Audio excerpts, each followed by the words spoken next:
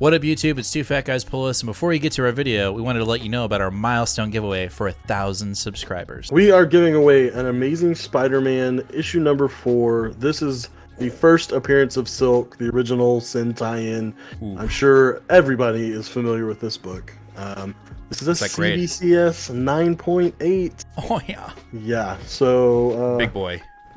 This book is much hotter than it was when we first bought it for the show. Yep, that's true. You insist on still giving it away, and I'm very happy to do it.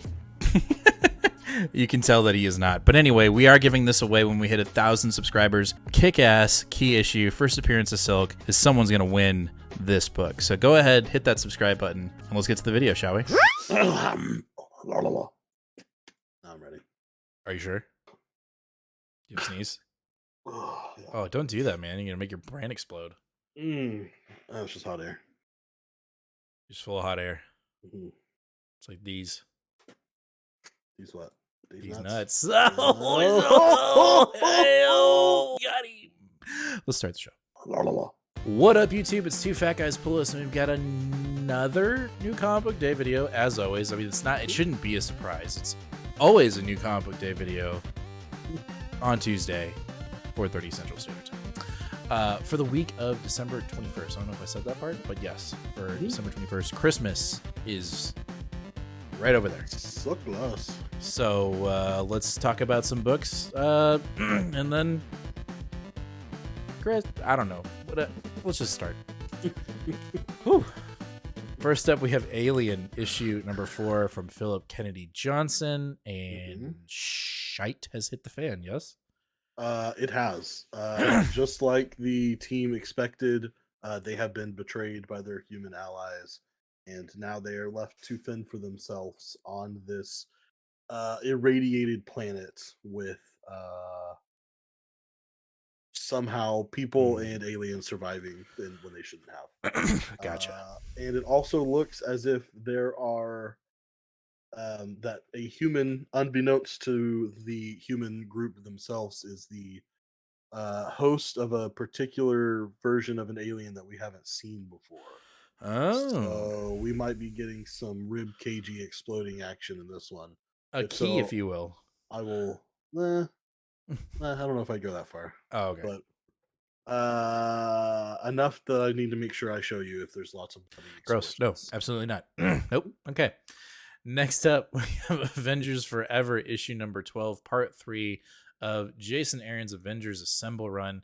The Avengers Forever in this whole Avengers Assemble meta in itself event has been the stronger of all the books as of late.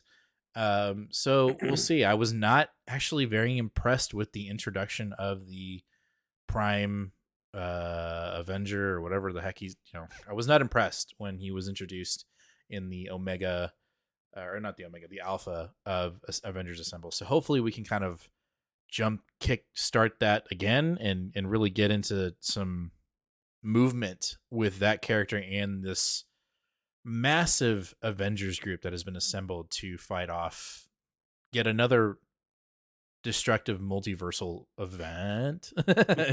I will say, it being self-contained within an Alpha Avengers and Avengers Forever, I feel like Marvel has kind of figured this out, with certain events where we're not getting event after event after event that's got so many different titles connecting to it, Dark Web excluded, because we know that there's a shit ton of tie-ins for that book. So I kind of like this idea, but I'm just ready for it to be over. To be honest, I'm just ready for it to be over, and it to be announced that Donny Cates is going to be writing Avengers from now on. So we'll see. Yeah, that's a big dream there, bud. It's going to happen. All right. After that, speaking of tie-ins, but not really, because we were already kind of reading this before the Dark Web event, and that is Gold Goblin issue number 2 from Cantwell Dark Web. I'm really digging. I don't think I'd ever say this, but I'm really digging this idea of Norman Osborn being kind of like this born again hero that's really dealing with his demons as a bad guy. And it remains to be seen if he's going to stay true to this path of being a good guy. I highly doubt it. if anything, he might die. I don't know, but I do like the direction Cantwell's taking with it, with this, with the demons following him, with the ghost of Gwen, like literally her neck breaking in front of him, like every time she sees her. Like it's Mm. creepy as fuck. Yeah, I've actually decided I'm gonna hop onto this one just because of I've enjoyed his presence in Dark Web and in Mm-hmm. the ASM story in general, Yeah, and it's a Chris Cantwell story, so I feel like that's enough to get me to jump on. Um, so I'll need to catch up and read the previous yeah. issue, but Issue one is it's no joke. Like I think if you go in with the mindset of it being it's more artwork than story, because the story is classic Kentwell, like it's got legs. mhm. But if you like, if you when I first read issue one, I was kind of tricked into it because I was like, oh, this is gonna be like, John Romita Jr. style artwork, and not even looking at who the artist was, and then you start reading it and you're like, ugh. You're like it's got some legs to it that you're kind of like, this is creepy. It gets really creepy in the first issue, so I'm sure it'll continue in issue two. Nice. All right, after that, we have our last X book of the night, and that is X-Men Annual issue number 1 from Fox. Yeah, so this is Steve, I believe Steve Fox. Okay. He has very little writing credentials listed here on League. As a matter of fact, the only writing credentials that he has for Marvel is he did the X Men '92 House of X Mm, okay. series, the Okay. one that was like in the X Men '92, but it was the Yeah. Krakoa age thing. That's literally that's it. Other than that, he has had like one issue of Creep Show from Skybound, an issue Hmm. of Adventure Time in Boom, and then he had a story. Looks like he had a story in three different volumes of the Razor Blades magazine with Interesting. that James Tynion put out. Well, I definitely read at least, I think I read the first 2 issues of the 92 X-Men set in the Krakoan era, and I didn't Mm. really have a, like, I wasn't like, I didn't not like them, but I wasn't super excited about them either. But I Mm. do remember being able to read them in it was fluid. His writing style was definitely fluid in that series, so maybe we'll get some more of that. I've got to wonder, like, I know that annuals are kind of like setting up storylines potentially through it the next year. We have to wonder, is Fox going to be the next X-Men writer? No, it's going to be No continuing to way. be No Duggan. You way. don't think so? I mean, I don't think even if Duggan's off the book, I don't think that you put untested guy like Fox onto it. I don't know. Marvel does crazy shit. Not like that. Okay. Wouldn't I would put money on it for sure. I what Marvel also likes to do is give people opportunities in their annuals Mm-hmm. because if it doesn't pan out, it doesn't really like mess up the flow of things. Right. And I'm interested in this one. I don't. I'm gonna do a little sneak peek in it before I pick it up Yeah. because it is a Well, Firestar story. I am intrigued by her as a character, and she really has not been covered at all since joining the team. So, yeah. Well, you're definitely gonna want to pick up the Peach Momoko cover though. Like, even if you don't oh read the book, god, it's freaking Betsy Braddock. Like, you I mean have to that's pick up. awesome, but why is Betsy on this cover? I don't Well, care. You're you're right. I'm not. gonna It's have to Peach pick it up. Momoko. Like, I don't know why It you're doesn't even matter. asking the question. Like, I'm sorry. You're right. You're right. all right. All right, now we're going to get into DC's books, and we're going to kick it off with Batman Superman World's Finest, issue number 10. The Joker has made his move. He has corrupted Boy Thunder. You know, this book is bittersweet for me because I know that it's probably, at least this iteration of this creative team is coming to its end because they're getting ready to Mhm. rewrite Shazam in 2023. So that does make me sad, but I am very intrigued and very interested to see how this creative team ends their run of World's Finest. And I remember, when Joker did his laugh gas to Boy Thunder in issue 9, I was like, oh, like it was definitely serious. So I'm gonna go ahead and stamp this one as a potential pick of the week for me, just because my pool is pretty small. Yeah. So I'm gonna put this one as a potential pick of the week. Yeah. I for some reason this one's faded a little bit for me. Not that it's bad, but just that it's not as Not as good as the beginning. Not as blowing me away. Maybe I just need to revamp a little bit and see.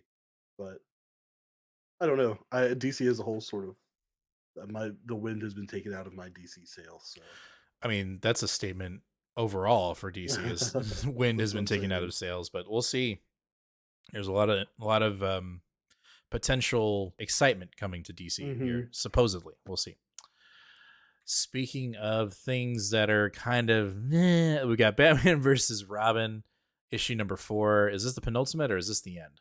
This is the penultimate. This is the penultimate. I am intrigued with Batman having Dr. Fate's helmet. That's pretty cool. But overall, the story, I think we're both pretty positive that this story is going to lead into Lazarus Planet. Yeah, I think that's been And said. yeah, and I don't know. Like, I'm off and on every time I see Lazarus Planet if I'm going to pick it up. So I think, however, Batman versus Robin kind of ends and catapults us into that direction will essentially be the reason why or why not I read that Lazarus event, even though I've seen some images for it. It kind of looks cool. So dang it. We'll see. Yeah, it's a we'll see for sure. All right, speaking of things ending, we've got Dark Crisis on Infinite Earths, issue number 7 from DC. This is the last book. This is it. We haven't been very hot on this. It's been kind of it's just not as big of an event, I guess, for us personally than for most, I think. And I don't know if it's because of the lack of information of it being a sequel to Dark Crisis or Crisis on Infinite Earths, or if it's just kind of a flat event. I feel like it's a flat event. I don't think we need to have had that much knowledge of Crisis on Infinite Earths to enjoy this. I just don't think it's really moved the needle. I mean, the biggest thing that happened was something that happened prior to the book starting, which was the Justice League died. Like, that was Right. the big, like, woo, so. That feels so long ago. Right? And it really Yet isn't. that none of them feel gone. No, We've not a, continued to read stories about these characters. right. So I don't know. Like, I still think there's going to be a soft. We know that there's going to be a relaunch, if you will, of a lot of books coming in February and in March from DC, and we have to assume that this is kind of where that jumping off point starts. That so we'll see. A lot of. I don't think we have to cover much about this book. Well, I mean, who knows? Our jaws may be on the floor at the end of this issue. Doubt it, but you never know. Yeah. All right, let's jump over to Nightwing 99 from DC, Tom Taylor. This book has been super fun. We say it every time. I really dig the cover. I like the Infinite Black cover here. I do remember the annual was a nice little kind of getting back on the tracks prior to issue 98. So I'm hoping 99 we can kind of get back on track, just like the annual did with Heartless and Bellhaven and Batgirl and just the whole thing. Because I felt like issue 98 was it was fun, but it just felt unnecessary in my mind. Yeah, I think this is still going to be a little bit dealing with, the repercussions of Blockbuster being killed or whatever he is, whatever version did. of killed there is in comics. The thing that makes me most excited about this issue is this is our second issue with Daniel DiNiculo, the Seven Secrets artist. So Hell yeah. always like it when they get together. And as great as this Bruno Redondo cover is, Dan Mora has a really nice cover for this one too. You just got to say Dan Mora, and I'm like, I'm in, like that yeah, guy. Dan Mora, Nightwing, and Batgirl. So I think Dan Mora for me is the Pepe Larraz, RB Silva house style that I really like. Oh yeah, that is a cool cover. DC really needs to embrace. Yeah, I agree. Trying to get some guys that are in the similar vein. 100%. 100%. All right, next up, we jump into our independence and we kick it off with Boom Studios' Something is Killing the Children, issue number 27. And this cover, while it does give me the creepies, but not in like a, I don't want to open it. It's still kind of a creepy cover. It is a creepy cover for sure. I This is a book that really has not lost any steam at all, even though we had our declared, I think it was like a 4-month hiatus, and back last month. I do believe we missed issue 26. That was whenever I was out at the wedding. So we might do a 26 and a 27 wrap up sort of together. But just without giving anything away too much, we're still in our secondary town where Erica is chasing a particularly strong monster. It's not just the normal one that we were fighting in the first town. And this one is, I believe they call it a duplicit type or something like A that. doo-doo? Like it's doo-doo. It's the doo-doo one. Duplicit type, I think, is what it's called. And, Interesting. yeah, it's able to make itself seem like there's more than one of it, and then some mirage sort of stuff. But that's not all, because of course Erica is still being hunted down herself by this foreign member of the Order of St. George who has flown from the country, and is here just specifically to kill her. So lots of tension, not only just from the monsters, but from Erica being chased as well. Can't wait. All right, our last book of the night is from Image, and that is Vanish, issue number 4 from Donny Cates.